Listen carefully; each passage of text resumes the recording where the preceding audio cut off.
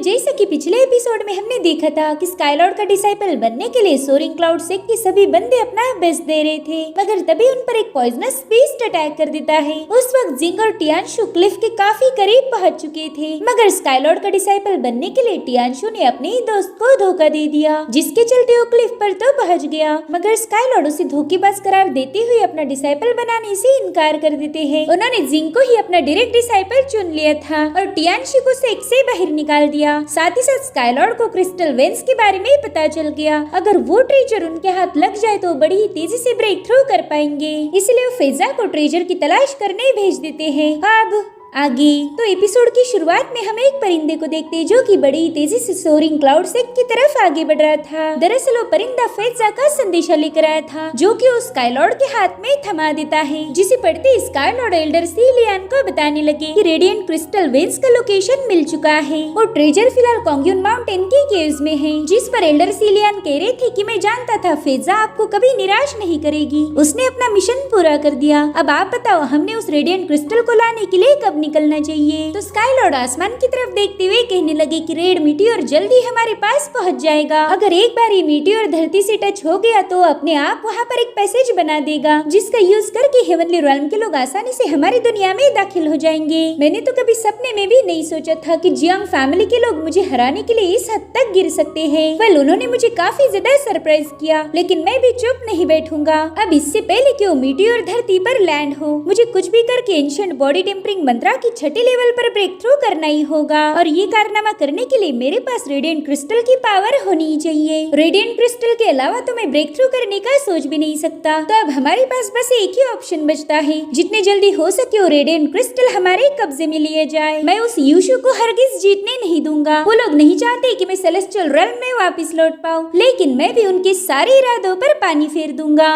वही दूसरी तरफ यूशु काफी ज्यादा खुश था। वो कहता है कि जल्दी हेवनली पैसेज ओपन हो जाएगा।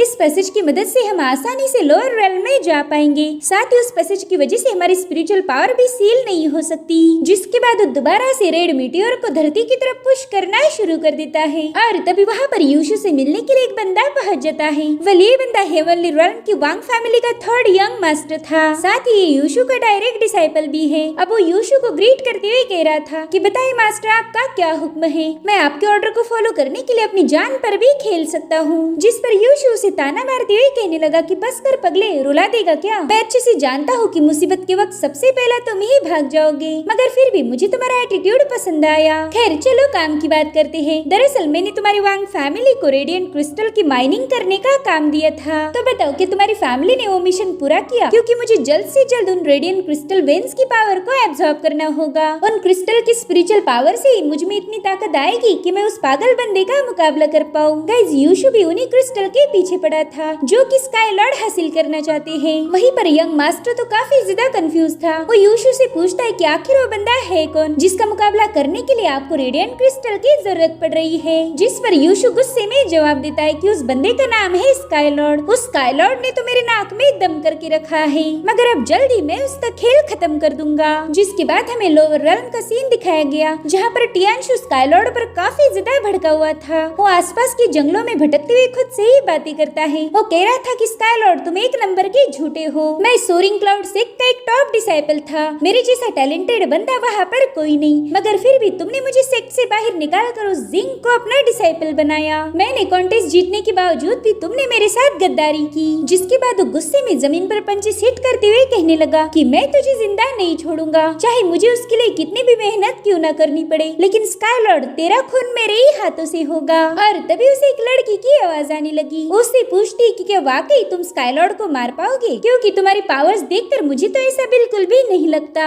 अब उस आवाज को सुनकर टियानशु काफी ज्यादा भड़क गया। वो कह रहा था कि अगर तुम्हें हिम्मत है तो मेरे सामने आ जाओ। अब टियानशु इधर उधर उस लड़की को ढूंढने लगा कि तभी वहाँ पर थंडर बरसना शुरू हो जाती है और उस थंडर में से हेवनली रेल्म की यूनवे का स्पिरिचुअल फॉर्म बाहर आ गया। वो टियानशु से कहने लगी कि यहाँ पर कमजोरों की कोई कीमत नहीं, पावरफुल लोग अपनी डेस्टिनी तक जरूर से पहुँच जाते हैं, वहीं पर कमजोर बस सफर करते हैं। और अगर बात तुम्हारी की जाए तो तुम स्काई लॉर्ड का डिसाइपल भी नहीं बन पाए और ना ही तुम में इतनी पावर है कि तुम स्काई लॉर्ड को खत्म कर पाओ। अगर तुम स्काई लॉर्ड को मारने की कोशिश भी करोगे तो बदले में तुम्हारी ही मौत हो जाएगी। उसकी बातों से टियानशु काफी ज्यादा भड़क गया था। वो अब गुस्से में आकर तुरंत ही युनवेई पर अटैक कर देता है, मगर युनवेई ने अपनी फिंगर आगे बढ़ाते हुए टियानशु पर एक जोरदार थंडर स्ट्राइक से अटैक कर दिया, जिसके चलते टियानशु बुरी तरह से घायल होकर नीचे पटक गया था। युनवेई उससे कह रही थी कि टियानशु तुम काफी ज्यादा एम्बिशियस हो और हम सेलेस्टियल रेल्म के लोग तुम्हारे जैसे बंदों की कद्र करते हैं। हमें ऐसे टैलेंटेड डिसाइपल्स की तलाश है और इसी वजह से मैं तुम्हें एक मौका देने यहाँ आई हूँ। अगर तुम उसका ठीक से फायदा उठा पाए तो तुम्हारा फायदा होगा। इधर टियानशु को जैसे ये बात पता चली कि ये बंदी सेलेस्टियल रेल्म से है, वो काफी ज्यादा शॉक हो गया और तुरंत ही युनवेई के सामने अपना माथा टेकते हुए कहने लगा कि सेलेस्टियल फेरी प्लीज मुझे माफ कर दीजिए। मैं नहीं जानता था कि आप सेलेस्टियल रेल्म से बिलोंग करती हो, इसलिए गलती से मैंने आप पर अटैक करने की जुर्रत की, मगर मुझे अच्छे से पता है कि आप मुझे माफ कर दोगी। अगर आप मुझे अपॉर्चुनिटी दो तो मैं हमेशा आपके साथ ईमानदार रहूंगा। जिस पर युनवेई कहती ठीक है, लेकिन स्काई लॉर्ड को मारने के लिए तुम्हारे पास एक खास टेक्निक होनी चाहिए, इसलिए अब मैं तुम्हें हमारे सेलेस्टियल रेल्म की एक मार्शल टेक्निक सिखाने जा रही हूँ। जिसके बाद तुरंत एक बुक को ओपन करके उसमें से एक टेक्निक सिलेक्ट करती है, जिसका नाम था फिनिक्स सोरिंग इन फायर। युनवेई ने जैसे उस टेक्निक को एक्टिवेट किया, वहाँ पर एक बहुत बड़ा फिनिक्स बर्ड क्रिएट हो गया, जो सीधे टियानशु के अंदर चला जाता है। उस फिनिक्स की स्पिरिचुअल पावर काफी ज्यादा खतरनाक थी, जिस वजह से टियानशु दर्द के मारे तड़पने लगता है। साथ ही उसकी बॉडी से बहुत ही स्ट्रॉन्ग ऑरा रिलीज हो रही थी और फाइनली टियानशु ने उस फिनिक्स फायर टेक्निक को अपने अंदर समा लिया। अब युनवेई उससे कहती कि अगर तुमने स्काई लॉर्ड को मार दिया तो तुम सीधा अपर रेल्म में असेंड हो जाओगे। एक बार तुम सेलेस्टियल रेल्म के मेंबर बन गए, फिर ताकत के मामले में कोई तुम्हें हरा नहीं पाएगा। इधर टियानशु को अपने अंदर बहुत ही पावरफुल ऑरा फील हो रही थी, इसलिए तुरंत ही युनवेई का शुक्रिया अदा करने लगा। वो कहता है कि आप बेफिक्र रहे, मैं जल्दी उस स्काई लॉर्ड को खत्म कर दूंगा। वही दूसरी तरफ हम जियांग को देखते हैं, जो कि रिवर किनारे आकर रो रही थी।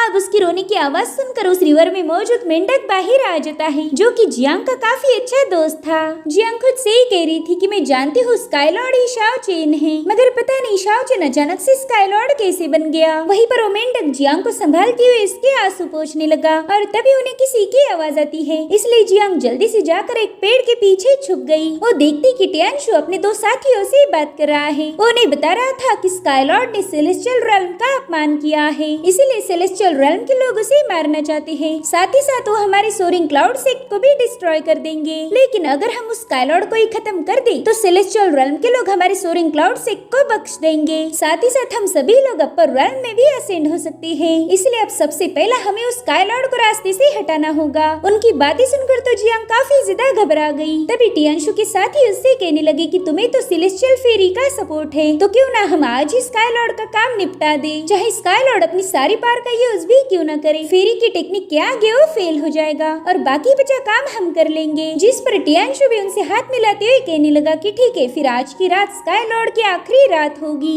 एक बार हम उसे खत्म कर दे, फिर हमें अपर रेल्म में जाने से कोई भी रोक नहीं सकता। वहीं पर हम यून को देखते, जिसने की झाड़ियों में छुपकर इनकी सारी बातें सुन ली थी। वहीं पर टियानशु अपने साथियों को बता रहा था कि सेलेस्टियल फेरी की टेक्निक बहुत ही ज्यादा पावरफुल है, भला वो 2% का स्काई लॉर्ड उसके आगे क्या ही टिक पाएगा। अब अगले सीन में हम ग्रैनी को देखते, जो कि मीहुन वैली पहुंच चुकी थी। वो देखती कि वहाँ पर तो वैली का नाम और निशान नहीं। उसे तो ये समझ नहीं आ रहा था कि यहाँ मौजूद सोल कैप्चरिंग वैली गायब कहाँ हो गई। जिसके बाद तुरंत ही अपने घुटने टेकते हुए ऊपर वाले का शुक्रिया अदा करने लगती है। वो कहने लगी कि न जाने कितने ही सालों से सोल कैप्टिवेटिंग वैली के लोग हमारे इंसेक्ट ट्राइब को परेशान करते आए हैं। इतने सालों तक उन्होंने हमारी ट्राइब को अपना गुलाम बना के रखा, मगर आफ्टर ऑल हेवन को भी आंखें हैं और उन्होंने फाइनली हमारी इंसेक्ट ट्राइब के साथ इंसाफ किया। अब हमारी ट्राइब दोबारा से फ्लरिश करेगी। मगर उसी वक्त सोल कैप्टिवेटिंग वैली की लीडर चिंगराओ की आवाज उस जगह पर गूंजने लगी। वो पूछने लगी कि आखिर तुम हो कौन, जिसे हमारी गुलामी इतनी ज्यादा बेकार लगती है। चिंगराओ की आवाज सुनते ही ग्रैनी की खुशी 1 सेकंड में गायब हो गई। वो कहती है कि चिंगराओ आखिर तुम हो कहाँ पर, जिस पर चिंगराओ उसे जवाब देते हुए कहने लगी कि ग्रैनी मुझे पता ही नहीं था कि तुम मुझसे इतनी नफरत करती हो,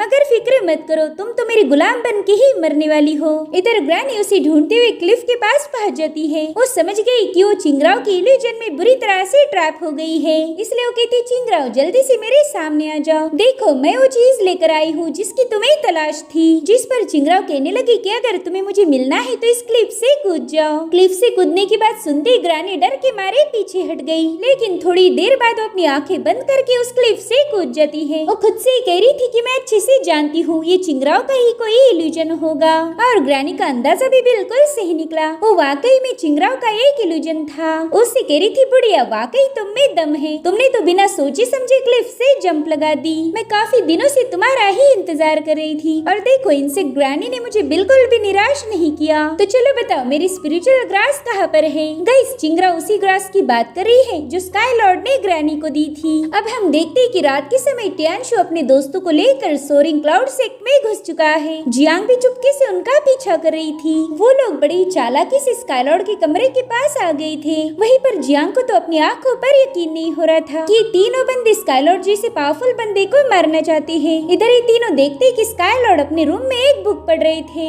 अब जैसे स्काई लॉर्ड ने अपने रूम की बत्ती बुझा दी, ये लोग उनकी रूम में एक पॉइजनस स्मोक रिलीज कर देते हैं। वो लोग कहते कि अब पक्का इस स्मोक से स्काई लॉर्ड गहरी नींद में सो जाएगा और फिर हम जाकर उसका काम तमाम कर देंगे। टियानशु कह रहा था कि आज कुछ भी करके हमें उस स्काई लॉर्ड को निपटना ही होगा, तभी जाकर हमारे पास फ्यूचर में काफी सारी अपॉर्चुनिटीज होंगी। जिसके बाद टियानशु ने सीधे जाकर स्काई लॉर्ड के कमरे में छलांग लगा दी। उसके पीछे उसके पार्टनर्स भी रूम में दाखिल हो गए। अभी लोग मिलकर वहाँ सोए हुए स्काई लॉर्ड पर अटैक करना शुरू कर देते हैं, और तभी जियांग ने टियानशु पर अपनी स्वॉर्ड थ्रो कर दी। वो कह रही थी कि मेरे होते हुए तुम स्काई लॉर्ड का कुछ भी बिगाड़ नहीं सकते। उसकी स्वॉर्ड से तो टियानशु बाल बाल बच गया था, और तभी जियांग उनके सामने कूद जाती है। अब जियांग को वहाँ देखकर टियानशु उस पर काफी ज्यादा भड़क गया। उसने एक ही जबरदस्त अटैक में जियांग को सीधा उस खिड़की से नीचे फेंक दिया था, मगर इससे पहले कि जियांग घायल हालत में नीचे गिर जाए, स्काई लॉर्ड बड़ी ही तेजी से वहाँ आकर जियांग को थाम लेते हैं। इस गड़बड़ी में स्काई लॉर्ड का मास्क भी नीचे गिर गया था, मगर इससे पहले कि टियानशु और उसके साथ ही स्काई लॉर्ड का फेस देख पाए, वो बड़ी ही तेजी से जियांग को लेकर उनसे काफी दूर आ जाते हैं। हालांकि जियांग ने स्काई लॉर्ड का फेस देख लिया। वो कहती है कि मैं जानती थी कि आप ही शाओ चेन हो। वहीं पर टियानशु और उसके साथ ही स्काई लॉर्ड के पीछे जा पाई, इससे पहले वो एक केज में ट्रैप हो गए। वो लोग उस केज से बाहर निकलने की कोशिश कर रहे थे, मगर उन्हें पता चल गया कि वो स्काई लॉर्ड के ही ट्रैप में फंस चुके हैं। इधर स्काई लॉर्ड जियांग से पूछ रहे थे कि तुम ठीक तो हो ना, मगर जियांग इसका जवाब नहीं देती। वो कहने लगी कि मैं तो पहले से ही जानती थी कि आप ही मेरे शाओ चेन हो, मगर आपने मेरे से ये बात छुपा के रखी। पहला तो आप मुझे अपने दिल की सारी बातें बताया करते थे, मगर अब ऐसा क्या हो गया? इधर स्काई लॉर्ड जल्दी से अपने पावर्स को एक्टिवेट करते हुए अपने मास्क को अपनी तरफ समन कर लेते हैं। जिसके बाद वो अपना मास्क पहनते हुए कहने लगे कि ये मास्क लगाने के बाद मैं बस स्काई लॉर्ड हूँ, तुम्हारा शाओ चेन नहीं। सिर्फ मैं ही तुम्हें और तुम्हारे सोरिंग क्लाउड सेक्ट को प्रोटेक्ट कर सकता हूँ, इसलिए ये बात तुम किसी को नहीं बताओगी। इधर स्काई लॉर्ड को जिंदा देखकर टियानशु की तो खून में आग ही लग गई थी, इसलिए उसने अपने एक पावरफुल स्लैश अटैक के साथ ही उस केज को ब्रेक कर दिया। जिसके बाद वो बड़ी ही तेजी से स्काई लॉर्ड पर अटैक करने के लिए आगे बढ़ता है। वो कह रहा था कि तुम कल का सूरज नहीं देख पाओगे, तुम्हें तो आज मरना ही होगा। वहीं पर हम देख पाते हैं कि स्काई लॉर्ड भी अपनी डिवाइन पावर को एक्टिवेट करके उसके अटैक को काउंटर करने के लिए तैयार थे, और उसी वक्त टियानशु ने phoenix soaring in fire technique का यूज करते हुए स्काई लॉर्ड पर एक जोरदार हमला कर दिया। इस मूव को देख के स्काई लॉर्ड भी काफी ज्यादा शॉक हो गए थे, इसलिए वो तुरंत ही अपने आसपास एक पावरफुल शील्ड बना लेते हैं। साथ ही उन्होंने जियांग को भी अपने गले से लगा लिया था ताकि वो टियानशु के अटैक से बच जाए। और उसी वक्त टियानशु का फायर फिनिक्स स्काई लॉर्ड की शील्ड से टकरा गया, जिससे वहाँ पर एक जोरदार ब्लास्ट हो गया था। स्काई लॉर्ड दिल में ही सोच रहे थे कि आखिर इस बच्चे के पास सेलेस्टियल रेल्म की टेक्निक कहाँ से आ गई। वहीं पर टियानशु गुस्से में स्काई लॉर्ड से कह रहा था कि तुमने मुझे अपना डायरेक्ट डिसाइपल बनाने से इनकार कर दिया। इतना ही नहीं, तुमने तो मुझे अपने सेक्ट से निकाल बाहर कर दिया, अब इसकी कीमत तो तुम्हें चुकानी होगी। जिस पर स्काई लॉर्ड जवाब देते हुए उसे बताने लगे कि मैं धोखेबाजों से सख्त नफरत करता हूँ। पता नहीं तुम्हें सेलेस्टियल रेल्म की टेक्निक किसने दी, लेकिन इसका यूज करके भी तुम मुझे मार नहीं पाओगे। वहीं पर हम देख पाते हैं कि टियानशु की बॉडी से बहुत ही स्ट्रॉन्ग स्पिरिचुअल ऑरा रिलीज हो रही है, साथ ही उसकी बॉडी पर क्रैक्स पड़ गए थे। वहीं पर स्काई लॉर्ड उसे बता रहे थे कि सेलेस्टियल रेल्म भरोसे के लायक नहीं है, उन लोगों ने मेरे साथ भी धोखा किया था और वो तुम्हारे साथ भी यही करेंगे। मगर टियानशु को स्काई लॉर्ड की बातों पर जरा भी यकीन नहीं होता। उस स्काई लॉर्ड को बताने लगा कि हेवनली रेल्म चाहती है कि मैं अपने हाथों से ही तुम्हें एलिमिनेट करूं। अब मैं हेवन के ऑर्डर को तो मना नहीं कर सकता, इसलिए अब तो तुम्हें मरना ही होगा। वहीं दूसरी तरफ हम देखते हैं कि एल्डर सीलियन अपने कुछ डिसाइपल्स लेकर स्काई लॉर्ड की मदद करने वहाँ पर पहुँच चुके हैं। वहाँ आते एल्डर सीलियन ने टियानशु को हुक्म दिया कि वो जल्दी से नीचे आ जाए, मगर टियानशु तो इसके लिए साफ इनकार कर देता है। वो कहता है सीलियन अब मैं तेरा डिसाइपल नहीं रहा, इसलिए तू मुझे हुक्म नहीं दे सकता। जिसके बाद वो एक बार फिर से फायर फिनिक्स को एक्टिवेट कर देता है। वो सबको बता रहा था कि अगर मैं स्काईलॉर्ड को मार दूं तो मुझे अपर रेल्म में जाने का मौका मिलेगा। जिसके बाद उसने तुरंत ही अपना फायर फिनिक्स स्काईलॉर्ड पर रिलीज कर दिया। वहीं पर स्काईलॉर्ड भी अपनी पावर का यूज करते हुए उसके अटैक को काउंटर करने लगते हैं, जिससे वहाँ पर बहुत ही स्ट्रॉन्ग स्पिरिचुअल ऑरा रिलीज होने लगी। मीनवाइल स्काईलॉर्ड सोचते हैं कि इस बंदे ने फिनिक्स सोरिंग फायर का यूज किया है ताकि ये मेरी सारी पावर को एब्जॉर्ब कर पाए, इसीलिए अब मुझे बस मेरी 20% पावर का ही यूज करना होगा। जिसके बाद वो एक जबरदस्त ब्लो के साथ उस फिनिक्स को डिस्ट्रॉय कर देते हैं। स्काईलॉर्ड की हालत देखकर टियानशु जोर जोर से हंसने लगा। दरअसल हमारे सेलेस्टियल रेल्म के लोग चाहते हैं कि फिनिक्स फायर का यूज करके वो तुम्हारी पावर को सील कर दे। अगर तुम में जरा भी दम है तो उस बंदी से दूर हट जाओ। इसलिए वो जियांग को उठाकर नीचे फेंकते हुए एल्डर सीलियन से कह रहे थे कि इसे कैच कर लो। स्काईलॉर्ड खुद भी नहीं चाहते थे कि जियांग पर कोई अटैक हो जाए। वहीं पर एल्डर सीलियन ने जियांग को कैच कर लिया। वहीं पर स्काईलॉर्ड कह रहे थे कि शायद एक बार फिर से घर की सफाई करनी होगी। पिछली बार भी मैंने कुछ धोखेबाज डिसाइपल्स को खत्म कर दिया था, शायद इस बार भी मुझे वही करना होगा। साथ ही हम देखते हैं कि टियानशु के दोनों पार्टनर्स ने स्काईलॉर्ड को दोनों साइड से घेर लिया था। वो कहते भाई टियानशु चलो मिलकर स्काईलॉर्ड को मार देंगे। उनकी बड़ी बड़ी बातें सुनकर स्काईलॉर्ड को इरिटेट होने लगा। वो कहते हैं कि तुम तीनों को खत्म करने के लिए मेरी आधी पावर भी काफी होगी। स्काईलॉर्ड का ये चैलेंज सुनते ही टियानशु ने सीधा अपने फिनिक्स फायर को एक्टिवेट कर दिया, लेकिन इस बार तो उसने सोरिंग क्लाउड सिक के डिसाइपल पर अटैक कर दिया था। हालांकि एल्डर सीलियन वहाँ पर एक पावरफुल शील्ड बनाते हुए अपने डिसाइपल्स को प्रोटेक्ट करने लगे। जिसके बाद ये तीनों डिसाइपल मिलकर स्काईलॉर्ड पर हल्ला बोल देते हैं। वहीं पर स्काईलॉर्ड ने भी अपनी डिवाइन पावर को एक्टिवेट कर दिया था।